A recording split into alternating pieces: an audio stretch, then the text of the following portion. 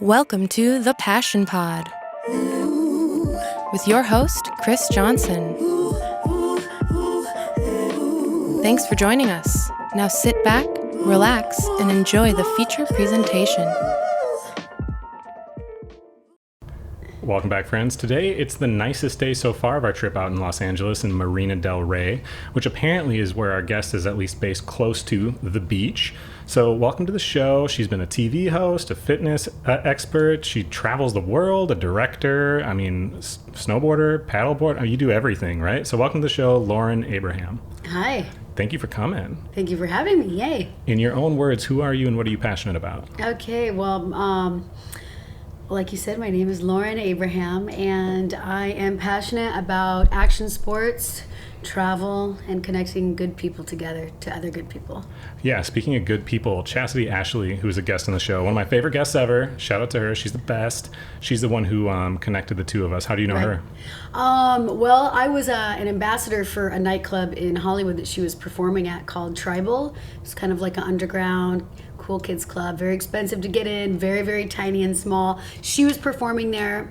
I was out of town at a Jimmy Buffett concert in Aspen. This was last fall, and literally the manager of the place was a good friend of mine, of course. He said, "Dude, the one weekend that you missed is the weekend that you would have met your soulmate bestie." And I was like, "What are you talking about?" He's like, "This chick was so badass and put on such a performance," because I was a professional dancer for years and I ran nightclubs and festivals.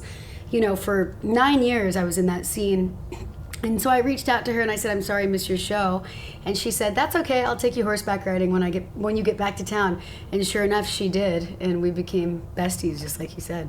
Wow, that was only a year ago. Yeah, she's, I've never met anyone like her. I interviewed David Canava, he was another guest on the show, and randomly on social media I came across her.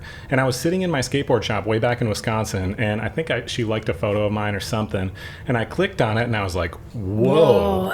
Yeah, totally. I've never seen anyone like this. Yeah. Like, who is this? And I just DM'd her, and I'm like, "Hey, what's the chance you live in LA and want to do an interview when I'm out there?" She's like, "Yeah, that sounds great." Awesome. And so, then we ended up becoming friends. She's, the coolest. So the trajectory of your career, I don't even know how to summarize it. You skied as a young kid, then you were snowboarding competitively, and then at some point you kind of moved away because of injuries, I think, into more fitness stuff, modeling things, and I don't even know where it hardly went from there. So let's briefly, I want to talk snowboarding. Why did you leave skiing for snowboarding besides the fact it obviously is cooler? Well, I ski now. If it's not a powder day, I'm on my skis, and I ski just as good as I snowboard. But I just was a rebellious teenager. My parents, forced me to ski when I was younger, and God bless them for that. I hated it when they made me do that. I absolutely hated it, but thank God that they did. And I just got tired of banging gates and waking up early and, ski racing. And so I just became very rebellious, and the snowboarder guys were hotter in my eyes. And so I went that direction, and my parents looked at me as a black sheep, and I had to figure out a way to support that real fast. And so I got sponsored by my second year season of snowboarding, and, got sponsored head to toe by multiple companies, and then moved to Lake Tahoe when I was 18 and got a snowboarding scholarship at the college that I went to in Incline Village, Sierra Nevada College. And then started competing in border cross and rode for all the best companies. I mean, my God, I rode for Libtech, Red Bull, Dakine. I mean, you name it, Drake Bunnings, Smith Optics, and I was, everyone was really, really supportive. But what happened was I got booked as a stunt double for a Hollywood D-grade film. And already by that point, I'd already had 2 shoulder surgeries and my left knee, and my surgery list was building up because during that time there wasn't many girls snowboarding at all. Like there was like very, very few of us, this was like way back in the day. And I don't feel like it was until the Olympics hit where all of a sudden girls saw girls on TV, like major television, snowboarding, that the industry really boomed. Because that's what's happening with skateboarding right now. And it made it mainstream. Yeah, absolutely. It wasn't so rogue and renegade. And, Yeah, totally. Just like skateboarding, just like surfing is now going to be in the Olympics. So I broke both of my ankles, my entire right side of my upper rib cage, my nose, and my eye socket overshooting a big air jump for that film. And it landed me in a wheelchair, and I became a horrible drug addict and alcoholic, and then I just became the town loadie and in and out of jail, and I mean, you name it, it was happening to me. And I was in a domestic violent relationship with one of our top snowboarders on the Olympic U.S. team. He was 5 times X Games gold medalist. But we were very, very, very, very horrible to each other, and he was very, very violent with me. And so my drug use escalated very fast. And like from 20, my injury was when I was 21, and by 23, I was checking myself into rehab. I got sober, and then I had a warrant out for my arrest, and then I had to check into jail and do some significant time. So what changed everything for you then? Like, what did you find that was like helped you pull out from all that darkness? Well, so the night before the accident, I was with Sal Masekela because who's the announcer of X Games. He was a buddy of mine, and he said, "Lauren, you would be such a good commentator for sports. You have the voice for it, you have the look for it, you have the passion for it." And I said, "Well, if this doesn't work out, then maybe that's what I'll do." And then sure as shit, the next day I was, in a wheelchair in the hospital. But so what happened was I had 2 DUIs in 1 month, so I didn't have a driver's license, so I was sticking my thumb out, and I was hitchhiking to go do the snow report for the RSN, the Resort Sports Network. Okay. I was doing that live in the mornings after I got out of jail, of course. And was that like your first gig that you got doing? Yeah, first gig. Okay. And then my second gig, I was doing local commentary on Saturdays for a local event in the North Shore of Tahoe called Snow Bomb.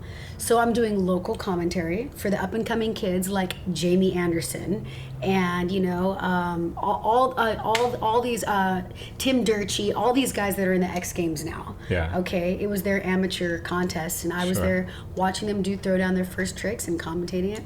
Anyways, long story short, I'm at Sugar Bowl, and a director from Fox Sports Net saw me doing like a lunch, kind of like a lunch live commentary while the cameras weren't rolling for a Paul Mitchell Fox Sports event for a border cross. And this director from Fox Sports Net walked right up to me and said, "I've been looking to cast a host for this show on Fox Sports called Rush Hour for the last 6 months in LA, and you are definitely the girl."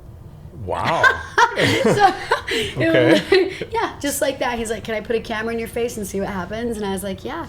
And then that week I had a show. Well, then things rolled really quickly out of nowhere. You didn't do talk content of any kind before that? You didn't really do a lot of TV stuff outside? I mean, you were obviously competing, but you didn't do any kind of face camera work at all before that? No, I was an English journalism major, so I was really good at writing. And I've always been an on-stage performer as a dancer, and I'm far from shy. So that's why I think when he saw me talking, and literally I was giving my buddy a lunch break that was on camera. Yeah. His name is Uncle E. He's a top Olympic, sports commentator for Olympic X Games, and he's doing it for 40 years. Sure. And he's like, "Lauren, can you cover my 30-minute lunch break and just shoot the shit while I go and sure enough. And that changed my life. So I had a show called Rush Hour for 4 years. And then Fox Sports, the vice president, gave me a travel show called Destination Wild. And then X Games hired me to commentate X Games winter. And I got all the events from slopestyle to pipe to big air. They gave me everything. And then Monster Energy Supercross hired me, and I went on tour with them for motocross, supercross. And then through all that, my agent called me and said, Muscle and Fitness Magazine would like to do a feature on you for all your badass stuff that you're doing. And so I got a 2-page spread in Muscle and Fitness Magazine, and then next, my fitness career exploded. Yeah, so you after your injury, right? Obviously, it takes a long time to come back from that. Your passion couldn't have been much into I'm going to race snowboards anymore. It had to change. What did you end up doing instead? Did you just start working out? Did you pick up a different kind of sport that kept you active, or what did you end up doing? Okay, so I got addicted to spinning because on a bike there was no impact. Yeah. And weight training. So that was really, really, really fantastic because I couldn't run. I live with chronic arthritis in my left ankle. And it wasn't until I discovered yoga that I could start running again and really being seriously active. Yeah. At the level that I like to be. Yeah. But I'm still sponsored for snowboarding. To this day, I ride for a heli ski company out in Alaska called SEBA. We're in Haines, Alaska. If you'd like to come and snowboard with me the first or second week of April, I host those weeks out there, and you can find that information on my Instagram. And that's like the Chopu of snowboarding. Or heli skiing. It's really, really gnarly. But yeah, I mean, I've always been into physical fitness, but I did have a fat situation in my life where I got addicted to sugar-free, fat-free everything when that was like really like the trend back in the day. Sure. And I completely fell in love with that because I thought, oh yeah, now I can finally like eat all this stuff. Yeah. And I went into like a full-on isolation when I was running my dance company. I went from being like the lead dancer to like not even showing up at my own pool parties because I was so ashamed. I mean, that was crazy. That's a whole nother. I was gonna say that's a whole nother conversation. So much to cover with it. For as of like right now, what all do you do? Because you do a lot of things, but like you can't obviously be doing all of these things currently. What currently are you working? Like what all are you doing right now? Yeah. So what happened? So during pandemic, during lockdown, I think it really was a wonderful time for us all to reflect and say, what is our unfinished business? Right. You know what I mean? Yeah. Like literally. And it was either like you sit and spin or you get busy. Right. Well, I decided to get busy, and I've been a director and producer behind the camera for the last 9 years in the fitness industry, and I contacted my guys and I said, hey, Mexico doesn't seem to think that COVID's going on. Do you guys want to go shoot a travel show, sizzle reel, out in Mexico? And they said, hell yeah.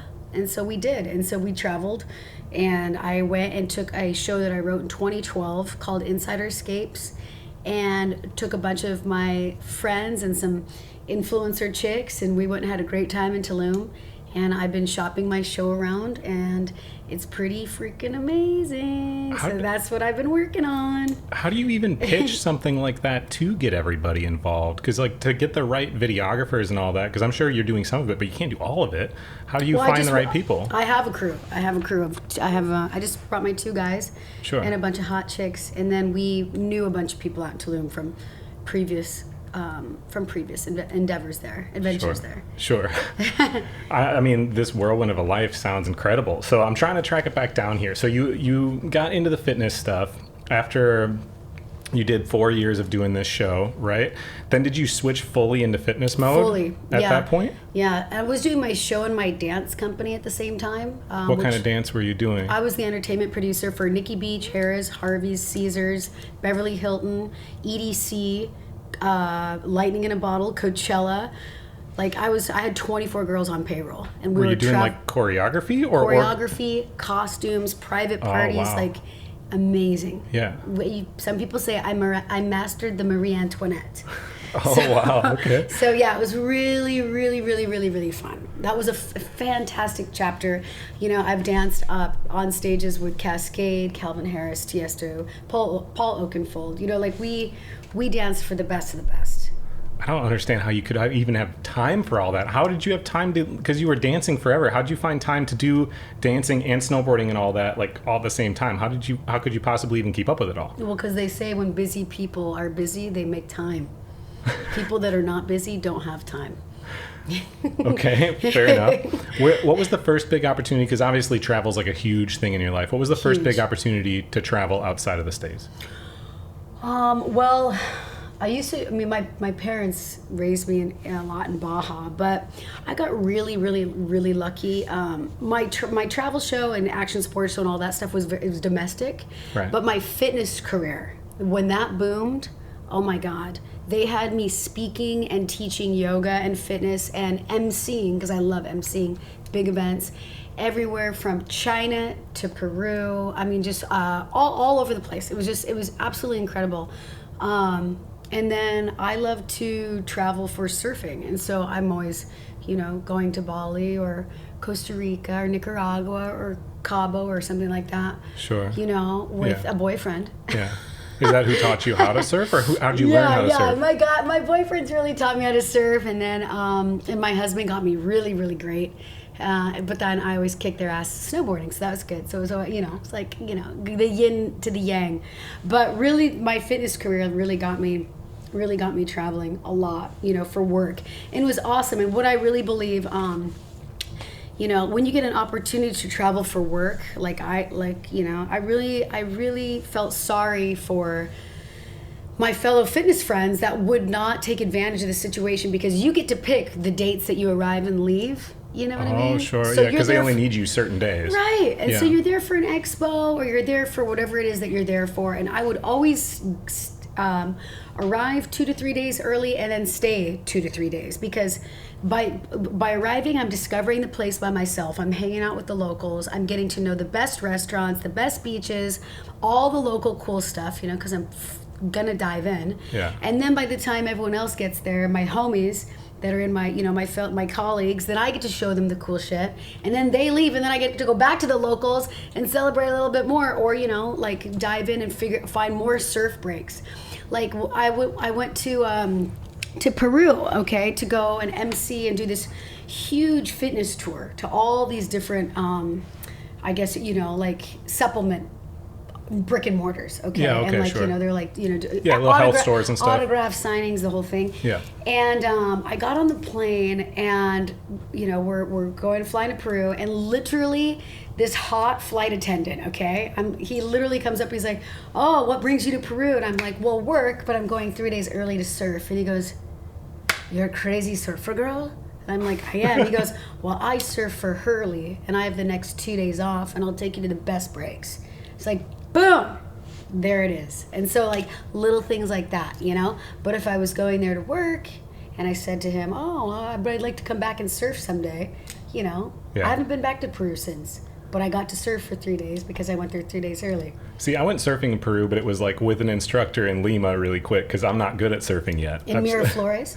Yeah. That's exactly where I was at. Right. Awesome. Yeah, no, it's awesome. And I mean, I've surfed in Hawaii before that, and that was really cool too. But in Peru, there's just way less people and stuff that are on that beach. It felt a lot less touristy, a lot more genuine. I loved that experience. And I think it's the whole manifestation of it. If you kind of if you know what you want to do, then you just kind of put it out there with everybody that you meet. I'm trying to go do this or whatever, and you're just open with that.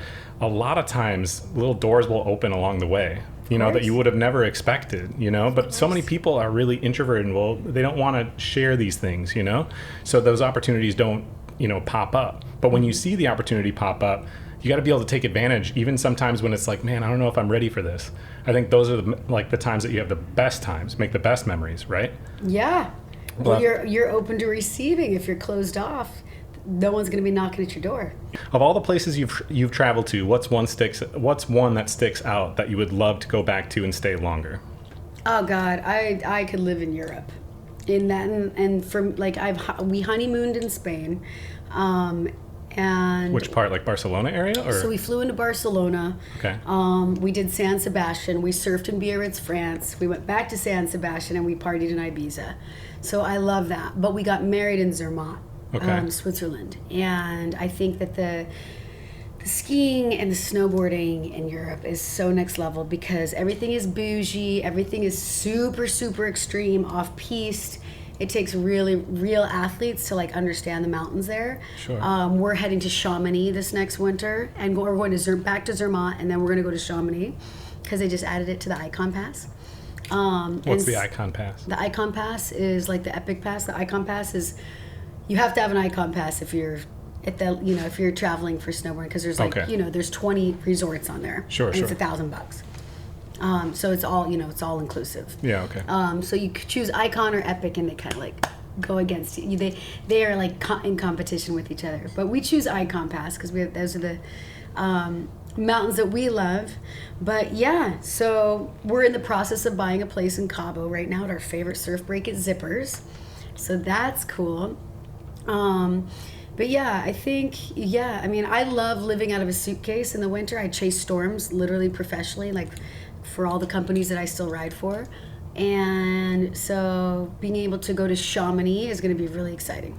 Yeah, I would love to go there. I've been to Europe, I don't know, 4 times. I would love to go back for longer. What I've found from traveling is that's when I've learned the most transferable life skills.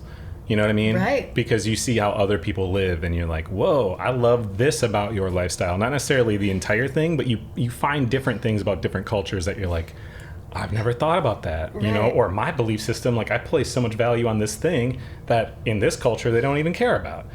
This would save me a lot of money if I stopped caring about this particular thing, right? No doubt. When I was in Haiti, I got invited to do a collaboration with a glamp camp in Haiti off of an island. And there you realize that we're so wealthy that we have windows on our walls. Sure. Put that into perspective. You know what I mean? Like, Right, yeah. Yeah, we're so wealthy that, you know, we have clothing and shoes. And these people have nothing, let alone, you know, a windows let alone a house. I mean, they're living out of tin shacks. Yeah. Or shacks that are made out of mud. Sure. You know what I mean? And so just really puts a lot of things in perspective, and it makes you realize that we really don't have any problems. Sure. Well, how does that then affect... Even though with what's going on in America right now, we have a lot of problems, but do we really? Yeah. You know what I mean? Well, yeah, I mean, it's all perspective, like you said, because from our perspective, it's like, oh, this is a huge issue. You know, gas prices are ridiculous. I can't go on this so trip get for electric whatever. bikes. I just got 3 of them. Right. There's always there's always solutions. How did your lifestyle change as far as like purchasing and stuff goes after you've traveled a little bit? Where did you decide like you'd rather put your money into things? You know what I mean? Yeah. Well, I put my money into travel a lot and experiences. I think that experiences, and you know, especially with people that you love and care about, you know, it doesn't always have to be with your significant other. I really believe in nurturing friendships and taking the time for that. I think it's really, really sad when I see people that are in marriages or relationships and the rest of the world doesn't exist, and they kind of like don't prioritize good friendships that they've had their whole life, or that really matter, or friends that have really helped them get to where they are in their life. Yeah. And that is a pet peeve of mine. I think that friendships will, you know, can really, really be the backbone when you need somebody, and when your significant other might not be there. You know Yeah. what I mean? Not that mine isn't. He's always there Sure. for me. Yeah. But I think that having those girl trips, having those guy trips, having an independent, you know, life is very, very important. So I really put a lot of time into and nurturing, you know, my friendships along with my beautiful marriage that I have. And so, and luckily for me, you know, my social media, you know, really, really helps me, you know, I'm not gonna lie, I don't take it for granted. My wonderful social media allows me to, you know, get discounts on places and stuff like that, and I have not taken that for granted. Right. Whatsoever. Like this electric bike situation I just brought up a second ago. You know, like, I've had 2 cars. You know, I just got rid of my killer, beautiful sports car, and I've gone back to my like Baja 2006 jacked up, murdered out Baja rig, because I live here at the beach town and I don't even drive that much. So screw the sports car, even though I love it. And I just got a bunch of electric bikes, and I got 3 of those for me, and you know, one for my husband and one for my girlfriend, so we can all cruise around and have a good time. And if I need to drive into town, you know, I'm probably gonna be drinking, so I'm gonna Uber. You know what I mean? Yeah. So I don't know. I think that there's a way around it, you know. And I'm just loving being on a bike. It's summertime. Yeah. Well, you know, I love mountain biking. You love cycling. Yeah, totally. You know? So I think that if you look about it, you look at these other countries, like for example, like Switzerland, they don't even allow like cars to cruise around in some of the villages. Right. You know what I mean? Everyone's on bicycle or carriage. Yeah, sure. Well, there's a lot of places in Europe like that too, right? Totally. Cobblestones and everywhere where it's like just pedestrian only foot Catalina traffic. Island, right off of LA, they only allow golf carts. Sure. Yeah. Well, and I think a lot of things are within reach if you're just resourceful as far as like what tools are around you. Yeah. Right. And social media like doesn't place a value on a person as far as that person's value as a human, right? Like that's irrelevant. How many social media followers they have, it doesn't matter. But as far as a tool for other things, that can be really helpful, right? And if you're resourceful as far as like, how can I use this tool most effectively? And it doesn't have to necessarily be money a lot of times, right? You can say, well, how can I help this person with what I have, with the resources I have and the tools I have? What can I do that benefits this person or this company or whatever that then helps me get to what I want? And it's not necessarily getting this vehicle, you know, it's the other things that gets you, right? It's called currency. Right, and exactly. I'm always talking to my friends about currency, because currency and money, that's a whole new world thing. Like, it's still very new. Currency was virgins and animals and property and spices. And what you had I wanted and what I have you wanted, and let's work it out through the currency of what we have to barter with. Right. You know what I mean? And I believe that we're going back to that system a lot. Social media has brought that to the forefront of what I can do for a company and what they can do for me to better my life. And you know, I think it's pretty magical if you look at it in that way. Yeah. You know, a lot of people on social media get a bad rap for all the stuff that they're getting, but at the end of the day, we're helping build these boutique businesses to be big. I mean, look at all these boutique businesses. There's this one swimwear company, this woman, she's this older woman, she's in her 80s. She owns this bikini line called Andy Bagus. Okay, they're out of Bali. They've been around for 12 years. I started my Instagram about 10 years ago. I remember asking her to send me bikinis when I was when I was doing my fitness modeling for magazines. 100 magazines, you need a lot of different bikinis. And and now she's one of the biggest bikini distributors in the globe, because there was girls like us that needed bikinis, and we blew her up any way that we could, just gifting. She wasn't paying us. She still doesn't pay. She doesn't need to. She's so huge now. We should be paying her. But it's just little things like that, and people don't understand. So yeah, I don't know. And then it's funny because I look at my life and I travel, and I'm addicted to traveling. It's my biggest passion. That's why I've made my own travel show, and that's why I've tried to make I made a career out of it. And then I look at my parents. My parents like going to their one house in Mexico, their one cabin in Sun Valley, and they don't want to travel anywhere else. They want to go to the places, and they have all the money to do it, and Sure. they'd rather buy all the cars and have all the toys and have all the stuff, and it just keeps piling up and piling up and piling up. And that's fine, to each their own. Sure. Yeah. But what does the status get you when you have those cars and stuff when time's over, right? When you look back on your life, what does it matter what car you had 10 years ago? Like, it's kind of irrelevant, And right? my dad did buy Sylvester Stallone's truck from the Expendables, so there's that. I mean, I don't know. You can. That's pretty badass. Sure. But he also has 12 mountain bikes and you're just like, why? Sure. I mean, each one's like 12K. Like, what? If that, they might even be more. So, but to each their own. And I just, that my parents are very materialistic when it comes to that, and that's what brings them joy. Sure. But what brings me joy is, flying to south of France and becoming addicted to an Aperol Spritz. And finding a new drink that I never even knew existed, or going to Peru, or to snowboarding in Chile. Sure. I did endless winter in high school. Yeah. I was so lucky to do that. That's really escalated my snowboarding career, and learning about Chilean culture and how they don't even go to dinner till 10 o'clock at night. And that's even the 16 and 17-year-olds.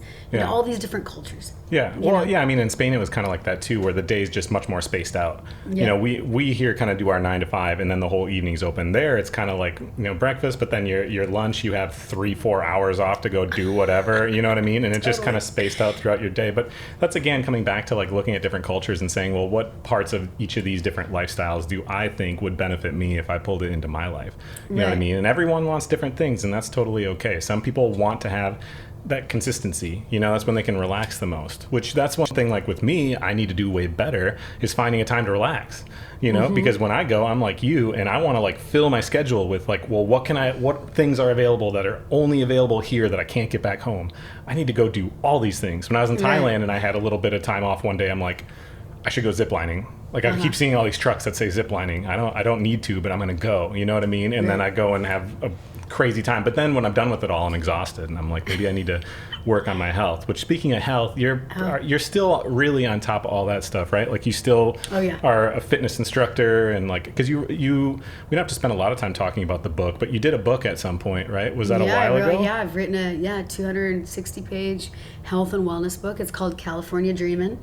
That ultimate outdoor training and lifestyle guide, and I do talk about my addictions in there with both alcohol and drugs and fat-free, sugar-free everything. Yeah. And how I nipped that in the butt, and lost 40 pounds after gaining 40 pounds. So, I'm way into Mother Nature's playground. I'm a firm believer in it. There's no room for excuse. Just get your ass out and run. You know what I mean? Like, seriously, like.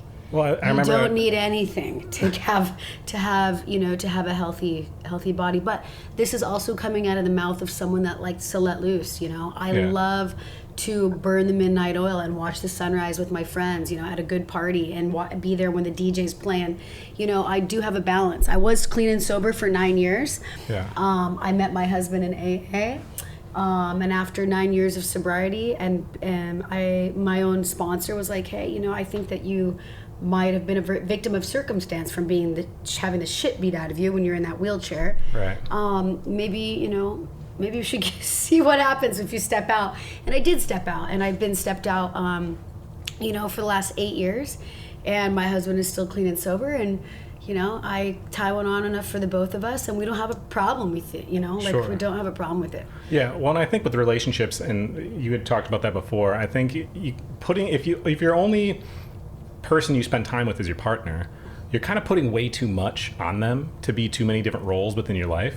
You know what I'm talking about? Yeah. And it's exhausting, and it's really not healthy. It's important to have friends that fulfill different roles. You know what I mean? Totally. One that talks about work, one that you vent to, one that you can just go party and let loose with, or whatever. You know what I mean? Or one you can travel with. Like, it's important to kind of have all those different people, so that way you have all these different roles. Right. I have my athlete friends, my party friends, Yeah. my girls group that I like to just have dinner parties and, really talk about deep, spiritual stuff with.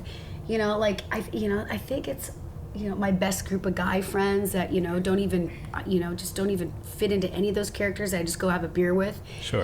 We talk about, this, that, and the other thing. And then I have my surf buddies, I have my snowboard buddies. I think it's all just fantastic to be able to expand.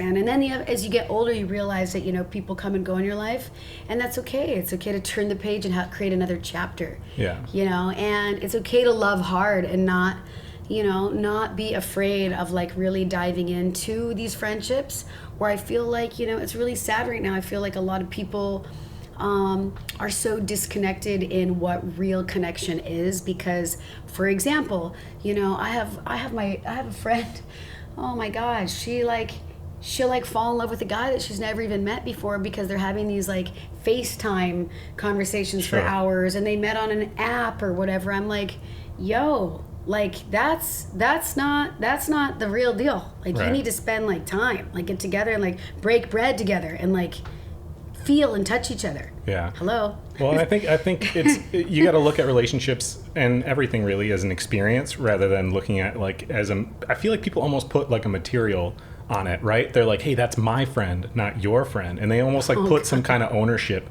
there. And then they're disappointed when that friend doesn't fill the role that they envision that person having for them moving forward. When if you could take yourself away from your expectations of this person needs to fill this for me and just look at well, this experience is fantastic. Mm-hmm. Me traveling out here, I've got to have a lot of really cool experiences and go hang out personally and stuff with a lot of guests that I'm like, yeah, they're my friends.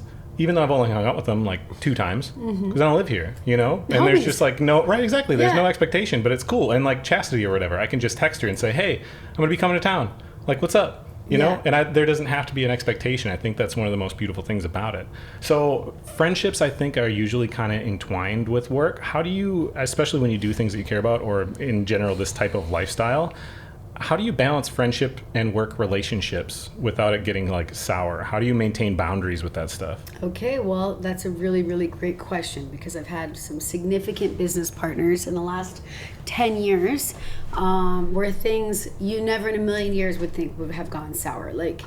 I built this fitness app from the ground up, literally, and, I found out that the company got acquired and they completely diluted all my 255,000 shares, Wow. unbeknownst to me. And this was one of my best friends in my life that I traveled with, went to Coachella with, Sure. speaking of festivals.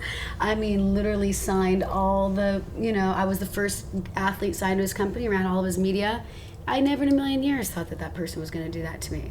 And then now I'm taking on a new business endeavor with one of my best guy friends in the whole world, to expand his fashion line. Salvatore, Art Hotel, incredible fashionista, mind-blowing stuff, jaw-dropping stuff. I have to be involved because I believe in him so much. Sure. And I'm willing to take another chance. Sure. You know, I've recovered. I went to boxing classes for a little bit and used that punching bag to get over the last one so I can get into the next one. So, you know, but it does happen, you know, but at the end of the day, you have to remind yourself, like, what doesn't matter? Because at the end of the day, we're just going to be dust in the wind, and I'd rather burn it in and see as much as I can do in this life than sit there and be in fear, because it does not matter. Yeah. Well, what matters is experience. Experiencing it all. Well, if you don't open yourself up for anything, then you're not going to do anything either, right? Like, you're not going to have any experiences if you keep yourself closed off just to protect yourself, which kind of hurts you more in the long run anyways, right? Yeah. Because you miss out on everything. Yeah, I do not know how to do that. I'd rather experience as much as possible. I do think one thing that I learned from Greg Gatsby, he was on the show, he's a DJ and he's billboarded and stuff, and he's just a really cool dude, is he explained, because I was wondering about that, and he just explained, like, contracts being the biggest, like, key. You know what I mean? Having everything just written down and very clear, so that way no one's like, well, I remember you saying this, or you remember, you know, whatever, saying that. Is that something that you've used as a tool? Of course. Oh, yeah. How do you go about... There's just sometimes when you own shares in a company and you have stock in a company, sure. You know what I mean? Just things get diluted. And I was just using that as the worst case scenario. Yeah, of course. I've also had incredible business partners, you know, that I've traveled the world with, and they're still my best friends. Sure. You know what I mean? Because I love working with friends. I would rather be business partners with my best friends and spend time with people that I cherish and love and can celebrate, you know, our successes with, than someone that I just, you know, fist pump at the other day. Okay, yeah, see you tomorrow. Yeah, you know, sure. I always loved going for a meal and drink after work. You know what I mean? Sure. After a production or after a project with my business partner, or, you know, that I'm working with, because you just, you know, I feel that life is to be celebrated. It doesn't matter if it's Christmas or if it's Friday. Yeah. Well, yeah. How do you know which ones to say yes to? Because people bring stuff to you all the time, I'm right. sure. And, like, yes. You can't say yes to everything. How do you dictate what you decide to do? Is it just like a gut feeling? Yes. Thank you for saying that. It is. I believe in God-given intuition. And in fact, my business partner that I was with for the last 9 years, that's still a very good friend of mine, he always would let me, and he's 67 years old, and he started shooting me in 2009 for fitness magazines, and he, you know, was a very, very good friend of mine. He's the one that asked me to do the book. He's the photographer sure. of the book. And then I brought him into these other endeavors, but he would always let me make the last decision based on my intuition. He said, because it never led us astray. Yeah. So that is a beautiful compliment, if you think about it. I think the only times that I've regretted decisions I've made was because I listened to somebody else and not my own gut. Boom. Those right are the there. times that it hurts the most, because you're like, man, if I would have just listened to myself, I would have been right. And I think, honestly, even if you go with your gut and you end up being wrong, which, like, rarely happens, but even if you do, I still kind of feel like that's the best move, because that's when you learn something about it. Because you know, like, well, I went all in on this, and that's when you learn a lesson, versus if you just took advice from somebody else and then you're wrong, all you can do is blame them. You don't really learn a whole lot from that situation. Right. You know what I'm saying? Yeah. So you're tell me more about the show. So you already did the whole show, right? You already recorded all of it. No. Okay. So no. where's the process as far as the show goes? Because you're pitching it. Do you need to get the finances before you go do it? Yes. So we're pitching it to production and distribution right now. I have all the talent lined in, all the hotels lined in. The show is called, let's back up. The show is called Insider Escapes. I'm a VIP concierge, and I take my clients on what they think is going to be their dream tourist trip to the place where they want to go. But because of my relationships that I've created in all these different industries that you and I have spoken about, the sports industry, the festival industry, the fitness industry, the hospitality industry, the travel industry, every episode has 3 different insiders: an action sports hero, an artist, whether it be a DJ or a musician, live musician, or photographer, chef, muralist, what have you. And then there's a 3rd insider, that's the hometown hero, that brings total recognition to the situation that's going on in the town, whether it be, you know, homelessness in Venice Beach, or a turtle sanctuary that needs, you know, some help out in Costa Rica, or, you know, teenage depression in Aspen. Okay, so sure. You have the adrenaline pump with my clients, and then you have the artistic experience, and then you have the coming to Jesus moment in the area of, like, oh wow, how could you get involved to help the situation? Sure. And so there's 3 insiders, and then there's the awesome, VIP clients that come and have an amazing time. And through that, we go and we feature, incredible boutique hotels around the world, incredible experiences, food, and all the wonderful stuff, and bring awareness to communities. So what's best case scenario as far as like this going, that it's going to be a 12 episode, hour each long episode in different country situation, or like what's best case scenario? Best case scenario is HBO Max would sign it, which I don't have I don't doubt that happening. And so HBO Max, Netflix, or maybe Amazon, and we get this going on the road. Five seasons. Hour long, 13 episodes a season. I have the whole thing dialed. I mean, and that would be 5-ish years, right? Yeah. 1 season a year. That would be the goal. Yeah, and then I can pass the torch to the next up and coming awesome host. Yeah. Have you ever seen the show Departures? Departures, I don't think I have. So they had 1 season on Netflix a while ago, but it was these 3 Canadian guys that they owned a videography company up in Canada, and then they got I think it was the Discovery Channel or Travel Channel or something to sponsor the show. They ended up doing 4 seasons of it. Each episode was like an hour long in different countries, and it's unscripted but like done by cinematographers, so it's done extremely well. That's how ours is. Yes, that's what I'm saying. Very cinematic. I think you'd enjoy it because they like go to some of the tourist places, but then they do a lot of the stuff that like he just has connections that are locals. So I think maybe you'd be able to draw inspiration from it. But awesome. they did 4 seasons of that, and then they did 2 or 3 seasons of a follow-up show called Descending, where it was scuba diving all over the world. Awesome. I love these guys. Yeah, and totally different places, like up in Canada. Like I didn't even know you really could scuba dive in Canada, but apparently you can, or the Red Sea. Yeah, that's cool. Yeah, it's incredible. So talking about like giving back, how do you leverage the position that you're in? You have a bunch of people that follow what you do, and you're involved in all these companies. How do you leverage that to be able to do good in the world? Well, one thing that we do locally here, which I really, really appreciate, is we just do beach cleanups. I mean, beach cleanups here are massive. Like, I know that may sound just so like typical, but when you're living in LA and you have, for example, when the rain comes here, which is very rare, but when it does, think about Los Angeles and how huge it is. All that crap in the streets, I mean all of it, literal crap, all comes to the beach, and we have to clean it. We have to clean it up. Yeah. We have to clean it up. Another thing that we have done, is there's massive opportunities to do. I've done clothing drives for the homeless. And so when people are doing food drives, I do a clothing drive. Sure. Because I have a lot of girls that are in social media, and we get all these freaking clothes and blah, blah, blah. And, they got to go somewhere. Yeah. So we do that. So that's wonderful. One, just getting involved in, the local stuff. Another thing that we do is my friend, she goes into the inner cities and she does garden boxes, like brings in these big, beautiful boxes. I haven't done this, but I love her for doing this. Sure. And she literally teaches the inner city kids how to plant their own food and stuff like that. Sure. Now, not that that's a sustainable thing, but at least it gives these young kids something to do. Yeah, you know what I mean? Other than, running around in the hood or whatever like that. I have spoken at, the Just Keep Living Matthew McConaughey Foundation. At Venice High School for kids that do not want to get into drugs after school and get into rebelliousness like I did, and actually want to get into a sports program, right? Because maybe their parents aren't there when they get out of school, whether they're working or they're just mentally not there. Mm-hmm. So there's a lot of things that are available right here to us in LA that we can get involved with.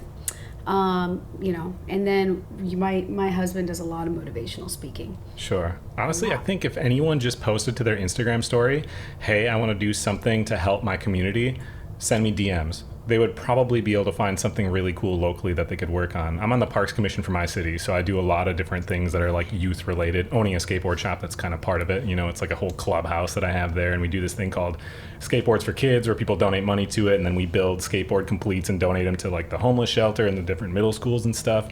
But I really think if you have something that you're focused on that helps other people, that's not about yourself, that really gives you more of a drive in general with your life. It like gives you some kind of a purpose. If you don't have something like that, it's really hard to push forward and want to do anything. That's when you can fall into just watching TV forever instead of actually going and doing anything.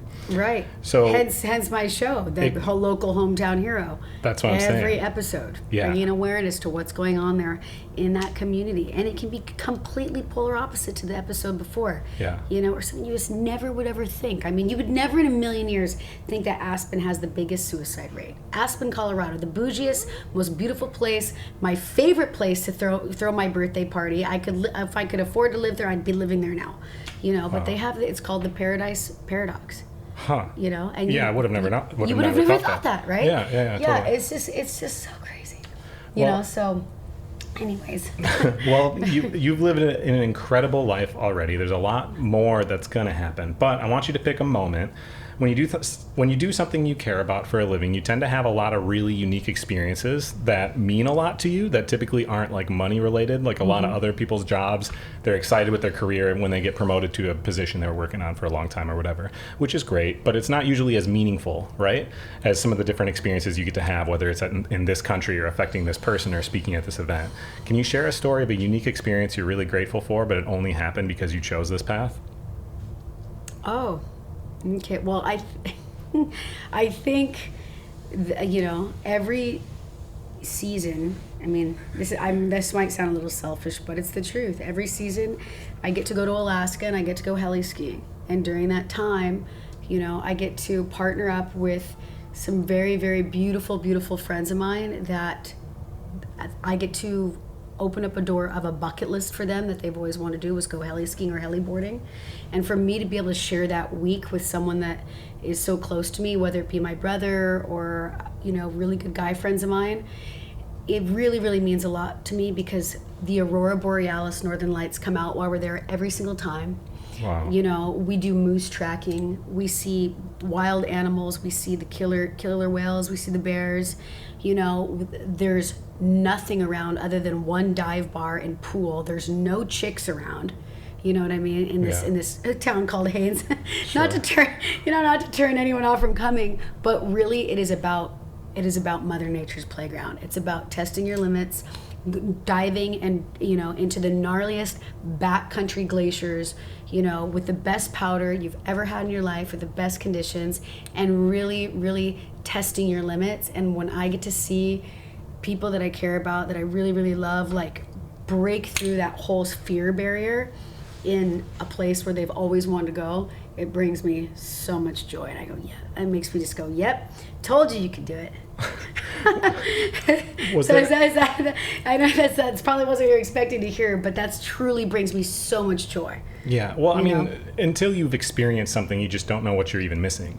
So when you've gotten to have really cool experiences, one of my favorite things is to try to inspire people to do the same. Go try this thing, because you wouldn't have even thought to try it, but I've done it and it's incredible. I've been meaning to just get like one of the underwater GoPros for scuba diving, because everyone I talk to, they're like, "What do you mean? Why do you dive in lakes?" And I've dove in other places, Thailand and stuff, but I dive in lakes around my cabin, and they're like, "Why would you even go?" And I'm like, "Dude, you don't even understand." What's under there? Right. You don't think swimming underwater without having to go up for air for an hour wouldn't be cool? Oh my God. No one dives in these lakes. No one's seen anything down here. I'm probably the only one in the last 50 years to even go down here. How can you not want to go do that? So I've been like always trying to inspire people to do that type of thing and just live life, because so many people I think are kind of just going through the motions all the time because that's what they're expected to do. And when you can break away, that's when all of a sudden life gets exciting again instead of just monotonous. So what's a story of a mistake you made? Because I think making mistakes is when you learn the most. What's the story of a mistake you made that taught you something valuable somebody listening might benefit from? Oh, a mistake I made. I think not showing up. I think that literally not showing up. I mean, not showing up to life is the biggest mistake that we all make. I think that when you really don't want to show up, that's when you suit up and show up to your finest. Like for example, the other day I got invited to this health and wellness event. I did not want to go. I wanted to hang out with my husband at the beach, but it was a significant health and wellness event, and it was in Beverly Hills, and it was just like, oh God, I don't want to go to this, blah, blah, blah. I want to be a beach bum all day. And I went there, and it completely changed my life. Like I want to talk about these details, but you know, I'm literally on an NDA to not talk about these things because it's involving my show and maybe the involvement of the hotel that I went to. So things like that, you know what I mean? Like you never know what's going to happen. And another thing, not only to show up for the good things, but also to show up for responsibility. Okay, I did not show up for when I had those warrants out for my arrest that we talked about in the beginning of the show, and I did not show up for that. And because of me being on the run and my ego being too big and, you know, living in ego and all living in fear, you know, I got the shit handed to me, you know, and, you know, I probably could have saved myself a lot of trauma, a lot of jail time, and a lot of darkness if I would have just, you know, faced the music. So I think that the biggest thing that you could do, whether it's good or for bad, is to literally show up. Yeah. You know? I think you have to give 100% of yourself to anything you do. Otherwise, kind of what's the point? You're not even going to get the full experience anyways. Granted, then you also need to find time to rest so that way you have the energy to be able to put 100% into the things that you're doing. But if you're only giving 10% or 15% because that's all you have energy for, you're not going to get to have the experiences. Right. It's not even going to feel like anything. So there's really no point. Right. Thank you so much for coming on the show. How can people best reach out, see what you do, follow along? Hopefully the show comes out. But in general, how can they follow along with your journey? How could they reach out if they had further questions for you? Awesome. Well, my Instagram is definitely a wonderful way for people to reach out to me. I'm very, very active on it. I'm building my TikTok right now, so if you want to help me with that, that would be great. I would love the fan base there, which will be fun. The TikTok is actually going to be all about the show also. Okay. So I'm going to be doing a segment on there at TikTok called Packed Perfectly. And then also motivational on how to recover from, you know, heartbreak and things like that. Sure. Not showing up. There's going to be that whole segment. And then, of course, travel recap, the best, you know, restaurants and hotels that are off the grid. So I think social media is always the best way to reach out because it's me. I don't have someone else. My brother used to be the one that was, you know, always bantering back and forth with my fans. I got rid of that real fast, and I came back to my fan base. You don't screen your phone calls anymore. I'm always screening my phone calls. Are you kidding me? I have a husband. And the handle is just Lauren Abraham on both? On TikTok as well? Yeah, at Lauren Abraham on Instagram, and then on TikTok, the Lauren Abraham. And then, you know, email is always fine too, but yeah, I'd say social media. Wonderful. I mean, that's where I hit you up, because Chastity was like, you got to check out this girl. And I was like, yeah. And I saw everything you did, and I was like, well, I don't know. I'm not going to be able to fit this into this conversation, but maybe we'll have to do a part 2 at a future time. Yeah, maybe at a festival. We'll be both in Peru, and we'll do a part 2. Oh, God, yes. Got to bring you to Oaxaca. Thank you for joining us for this episode of The Passion Pod. We hope you enjoyed it as much as we did. We'll see you soon.